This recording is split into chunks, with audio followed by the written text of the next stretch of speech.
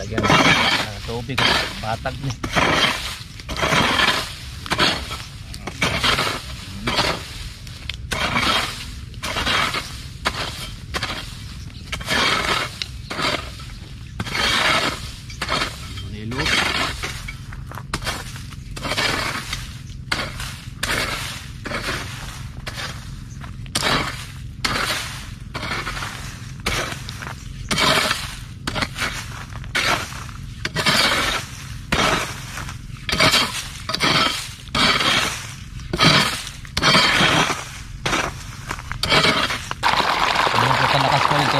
Hindi naman po siya malakas na malakas, pero maganda na rin po siya. Ito yung mga normal po namin na tubig. Malayo po pinanggagalingan nito sa amin pa.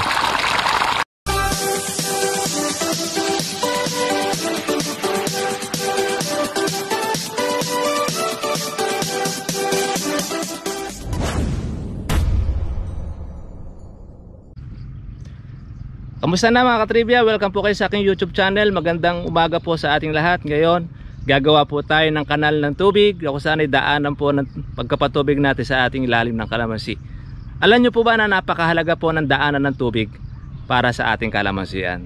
Una-una, para makamenos po tayo sa kurudo or gasolina, pati na rin po sa kuryente kung dinamo ang ating ginagamit. Maganda na meron pong daanan ng tubig ang ating ilalim ng kalamansi. At makikita po ninyo ang advantage mga katribya pagka po meron tayong daanan ng tubig sa ating kalamansi. Ano ba ang mga benefits nito? Ano ba ang pakinabang nito sa ating kalamansi mga katribya? Paano ba ang paraan ng paggawa nito mga katribya ng daanan ng tubig?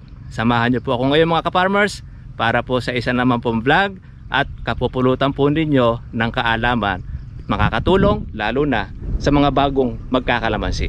Salamat po sa inyo.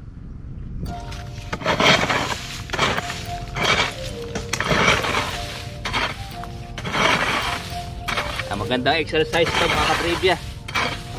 Pagkatanggal po ito ng pinisiyan, bilbil, tayo nag-exercise. Mas ginhawa pong gamitin ito mga katribya, itong ating asarol. Kasi pagka po pala gagamitin natin, lalo kung ganyang tuyo ang lupa, mahirap po siyang putiin. Pero itong ating asarol, madali pong ipangkahig sa lupa, lalo na sa mga tayong bulatin.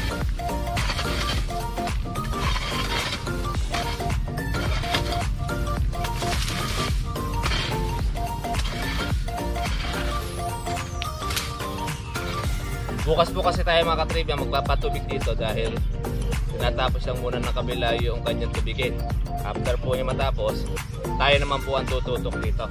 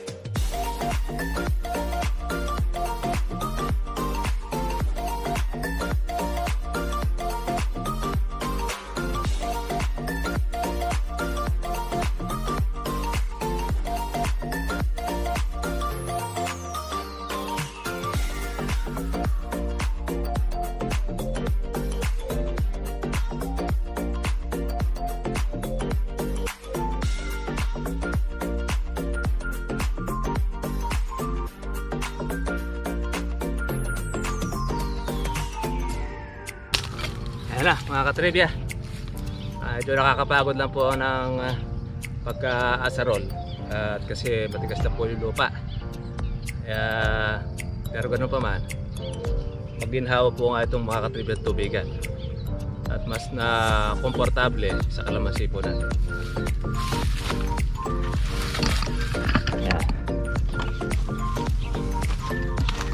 Dire-diretso na po mga katribya po yung tubig po natin dito sa kabila. Hindi po siya maglilipat. Bagsak lang tayo ng bagsak po doon sa ating hose. Kaya lahat ganito po gagawin natin. Gagawa po tayo ng ating daanan ng tubig. Yan. Kanal.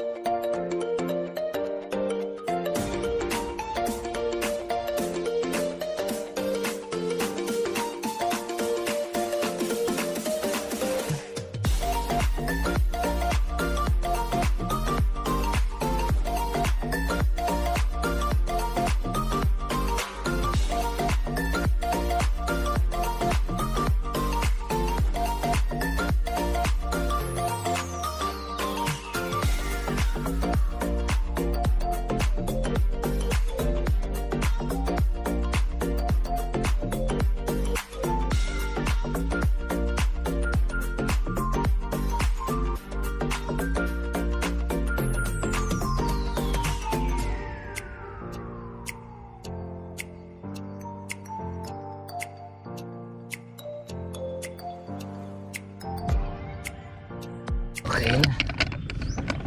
Ayan mga katribya.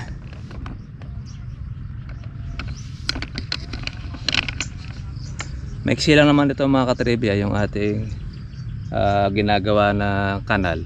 Kaya lang kakapagod din. Daig pa natin ngayon yung ating kalabaw. Meron po kasi itong paararuhan yung pagbabaling dito. Problema dito sa kapitbahay. Kaya ito ginagawa natin, asarol. Kaya yun yung medyo maluwang-luwang po itong ating tatrabahuin na ito mga katribya. Hindi po natin matatapos ito ng isang araw, pero pagka sa unti-unti makakarami rin tayo.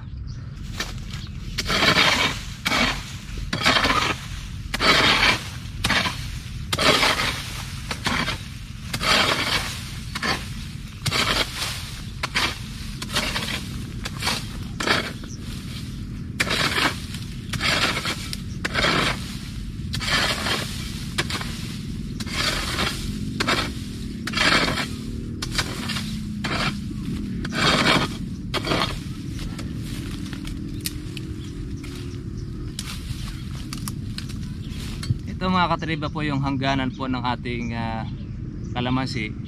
Mas maganda maasarol din natin or mapalahan para yung ating pagkapatubig hindi tumatagas sa daan. Kasi mga katriba, pagka ito ang patubig natin ay tumagas sa daan, putik, mababalaho po ang motor. Kaya mas mahihirapan pa yung dadaan. Kaya nagawa po natin yung ating pag-aasarol dito yung hangganan, pulma rin po ng tubig para hindi ito tumatagas sa daan yung ating pagkapatubig. Paraan yan mga katribya para po doon sa ating mga bago magkakalamansi, mahalaga rin po ito, magkaroon tayo ng daanan po ng ating tubig para busog. Yan po ang sikreto sa kalamansi natin. Busugin po natin sa tubig ngayon pong panahon na tag-araw para mamulaklak at magbunga ng marami.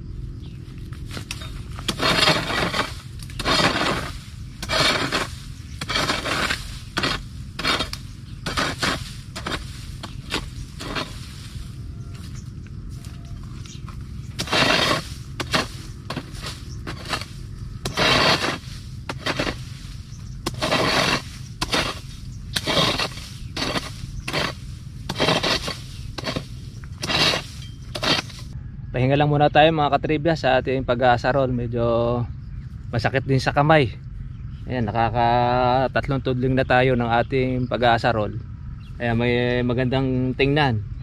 Yung pong mga siit po natin mga katribya po na yan ay ipunin natin. At pagka po sa umaga, yan naman po ang unti-unti po nating sisigan para hindi po masukal ang ating pong ilalim. Ngayon po sa pagsisilab mga katribya, hindi naman po bigla natin siyang ibubunton lahat kasi malulutuyo ang ating kalamansi. Siyempre unti-unti lang muna ang pagsasalang po ng ating mga kahoy. Pero tanin niyo mga katribya, maganda na po siyang tingnan, no? Mamaya pagkatapos itong kabila, didiretso na po natin itong patubigan para makita ninyo yung advantage at yung disadvantage na kapag walang ganitong kanal. At ang advantage nito mga katribya, tayo po ay mag-aalaga ng kalamansi or magsasabog ng abono, the best po yung ganito pagka sa tag-araw. Pero sa tagulan, okay lang na hindi tayo maglagay ng kanal ng tubig kasi umuulan wala, useless lang ay gagawa mo ng kanal dahil pagka malakas ang pag-uulan, mabababalan din po sa lupa, mapapatag kagaya nito.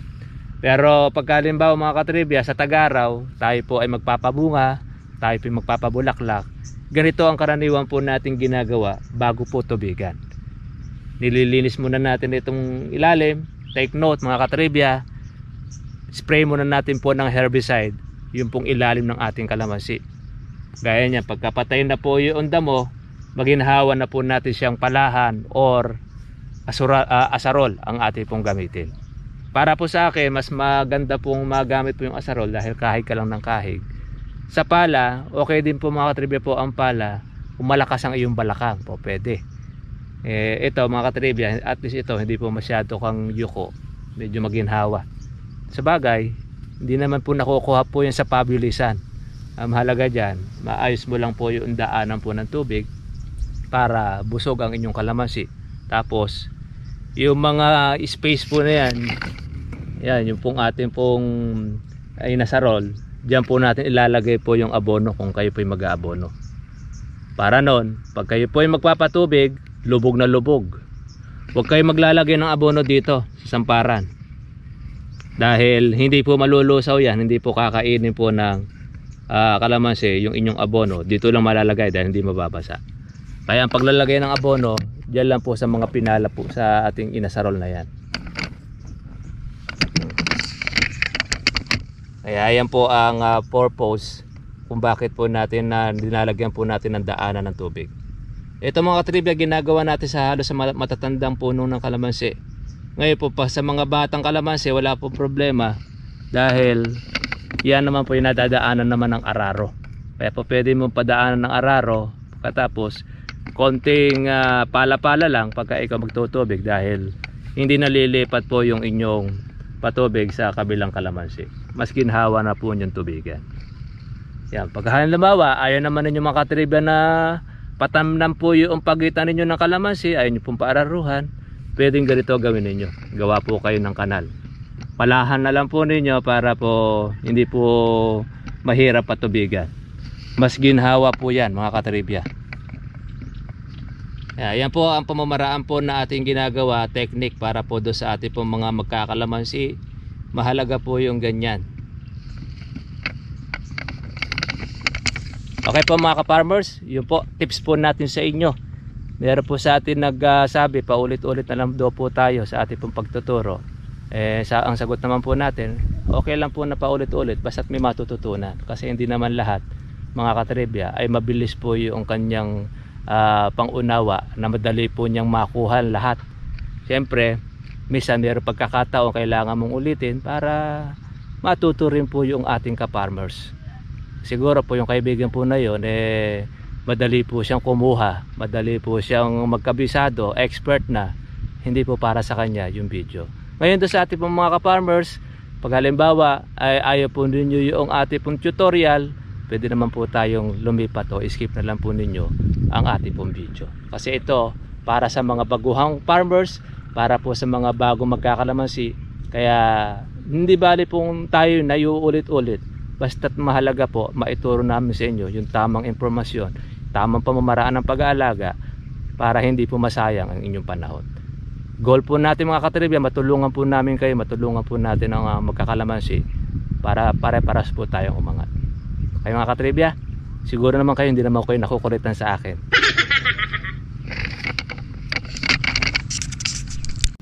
Ayan po tayo mga katribya, gumagawa po ng ating daanan ng tubig dahil una-una kung ito po mong nakaraan tagulan at malakas ang ulan natin, yung ating dating ginawa rito ay naging patag na dahil doon sa pag-uulan, bumabayo yung lupa. Kaya ang gagawin po natin, gagawa tayo bago tutubigan, malagyan muna po natin ang ating daanan ng tubig para maging maganda, mabilis po pagkapatubig natin at busog ang ating kalamansi. Dahil lalo na po ngayon patubigan na, kaya ang ating po masasabi natin sa ating po mga kakalamansi, pwede po natin gawin po itong ating ginagawa na ito para busog po ang inyong kalamansi sa pagpapatubig.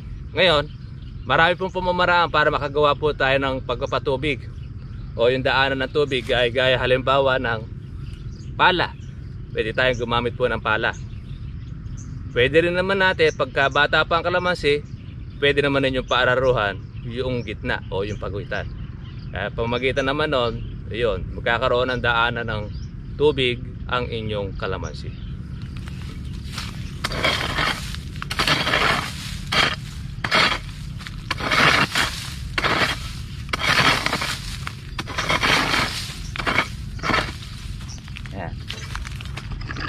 Ayan po mga katribya. Kaya doon, pag dire-diretso, pag tayo nagtubig, nilagyan natin yung hose doon sa dulo na yon, pupuntahin hanggang doon sa pinakadulo. Ayan, kita ninyo, patag na po siya dahil po doon sa pag-uulan.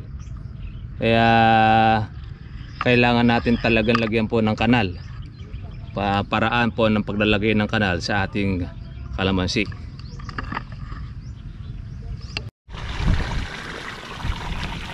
Ayan na po mga katribya po yung ating patubig po na ginagawa. Ayan, ang kagandahan po, no, meron linya po ng tubig. Ayan, no, dire-diretso po yung tubig po natin doon, no.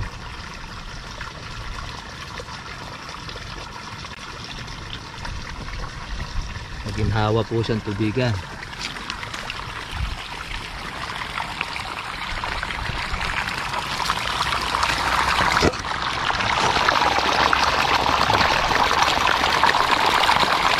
Malakas po yung tubig dito sa amin. Hindi naman po siya malakas na malakas, pero maganda na rin po siya. Ito yung normal po namin na tubig.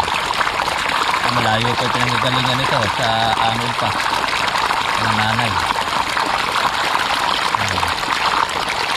Pagka po meron linya ng tubig, dire-diretso maginhawa, nabusog.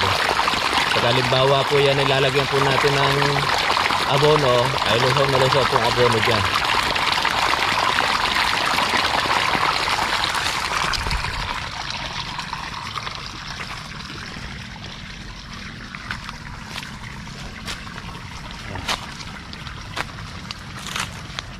Ang ganda po niya na merong agusan na tubig.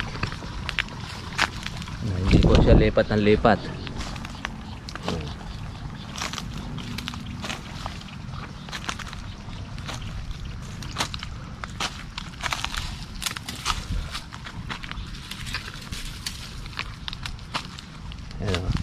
Mabilis ako nakakarating po doon sa dulo.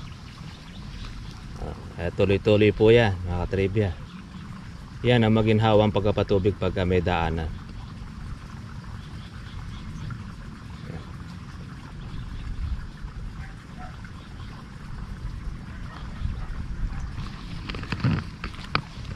Ito rin po yung atin sa kabila. Kaya mas mabilis. Ayan o. Sana po siya rito bumababa.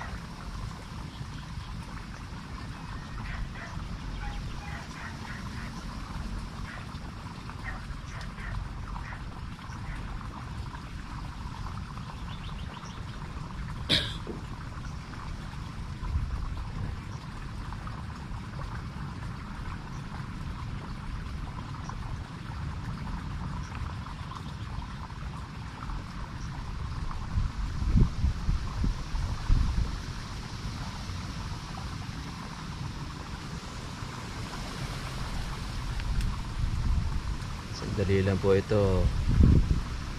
Tumano kagad, mapupuno na. Puno po mga katribya po yung ating lupa.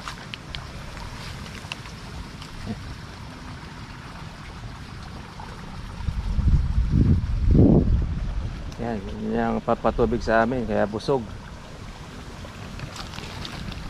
Yan mga katribya, gustong gusto ng kalamansi. Yung ganitong klase ng patubig natin, paagos, para noon medyo matagal po ang ulitan, mga ika-10 araw bago ulit tubigan. Kasi dito naman sa amin hindi naman po mabilis matuyo ang lupa. Pero pagka mabilis po ang matuyo ang lupa ninyo, weekly ang pagpapatubig. Kaya bago mag-ikutan, ayan, medyo tuyo na ito. Kasi araw-araw po tutubig yung iba-ibang lugar naman ng Kalatatay.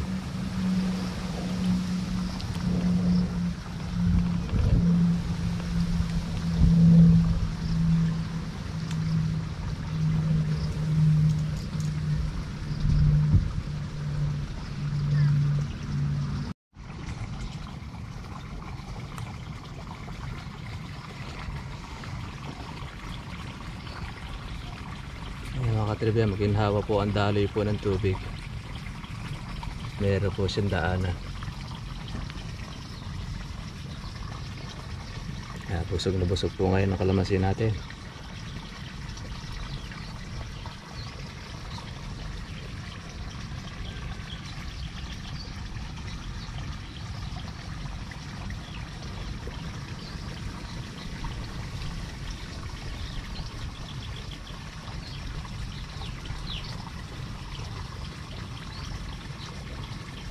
Susunod po mga katribya natin pagkapatubig, mas mabilis na dahil nakasipsip na po siya ng tubig. Compare po natin doon sa basal. Pagka po kasi basal, mabagal pong umusad ang tubig natin dahil po kasi sipsip so siya ng sipsip. Dahil sa sobrang uhaw po mga katribya ng ating lupa, yan, hindi kaagad po nakakababa siya. Pero after po niyan, next patubig natin, basa na lang tayo ulit ng basa dyan. Paagos na lang ng paagos. Kaya mabilis lang po yan mga katribya, kung ating pagkapatubig. Ayan, no? Kakadalawang tudling na po yung ating kasama. Ito, pangatlo na. Maganda pa magiging basa nito. Ito po mga katribya ang ating kalamansi. Magulang na po ang dahon nito dahil tagal po hindi po natubigan. First time po niya. Lalabasan nito mga katribya po ng bulaklak. Although meron na po ibang mga lumalabas na mga maliliit, pero mas marami po ang ilalabas nito kapag po gumana na po yung ating patubig. Yan ang ganyan nabasa. Kaya mga ka-farmers, iba po talaga yung labas ng bulaklak pagka natubigan. Lalo na pagka po meron sabog ng abono. Pag meron kasi sabog ng abono, matataba ang mga bulaklak. Paramihan po doon may laman. Pero pagka walang abono at tubig lang po siya, ang bulaklak mga katribya ay mga payat. Payat, tapos walang laman, kokonti lang po ang mga nagtutuloy. Compare natin doon sa merong sabog na abono.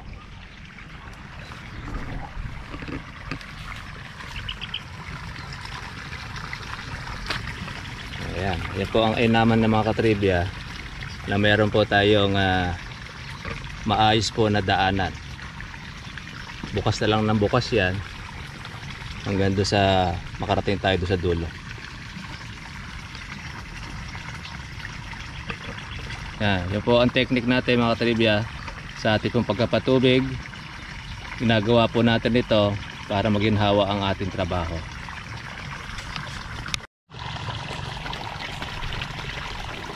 Ayan po mga katribya po, pagka po mahaba po yung hose, ayan, bawat mga pagitan po na yan, yan po yung natawag po nating sangka, para hindi po siya tumatagas.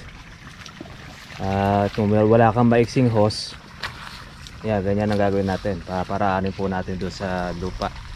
Gagawa tayo ng sangka sa pagpapatubig. Pag halimbawa mahaba na siya, dudugtungan na lang po natin ulit ito ng PVC. Yan. Mahal na po itong mga katribya. Itong PVC na ito nasa 4,000 na. Dati noon nung una pong PVC na ginagamit natin nasa 3,000 lang. Pero ngayon nasa 4,000 na. Ewan lang, conforme po sa, depende yon sa klase. May class A, may class B. Habang gumaganda klase, lalo pong nagmamahal. Yun pong ating PVC hose. Maginhawa pong gamitin ito mga katribya.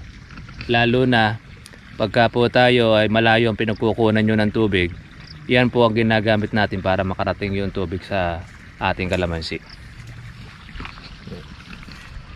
So paano po mga katribya, maraming salamat po sa ating mga bagong subscriber.